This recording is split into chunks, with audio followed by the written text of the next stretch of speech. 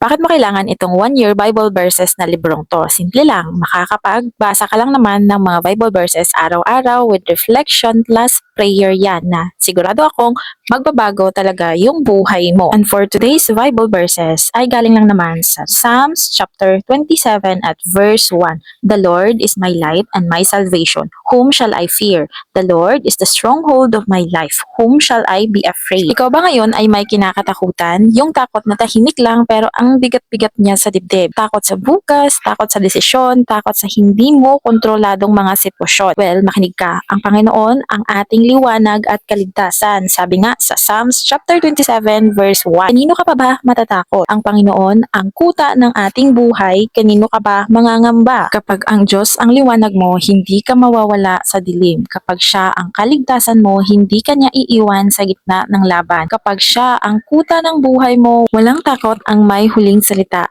Ang tapang ay hindi kawalan ng takot. Ang tapang ay ang pagpiling magtiwala kahit nanginginig ka pa. Kapag dumating ang takot mo, gawin mo ito. Paalala mo sa sarili mo kung sino ang Diyos sa buhay mo. Hindi ang problema ang sukatan ng lakas mo, kundi ang Diyos na kasama mo. Huminto sandali, manalangin at sabihin mo sa Diyos, Lord, Ikaw ang liwanag ko, Ikaw ang sandigan ko. Doon nagsisimulang matunaw ang takot kapag pinalitan mo ito ng pagtitiwala sa Diyos. Kung may kinakaharap kang bagay na kinakatakutan mo ngayon, tandaan mo ito, hindi ka nag-iisa, hindi ka mahina at hindi ka pababayaan ng Diyos. May Diyos kang ilaw sa dilim, kaligtasan sa panganib at sa bawat laban mo. Pag ang Diyos ang kakampi mo, wala kang dapat ikatakot.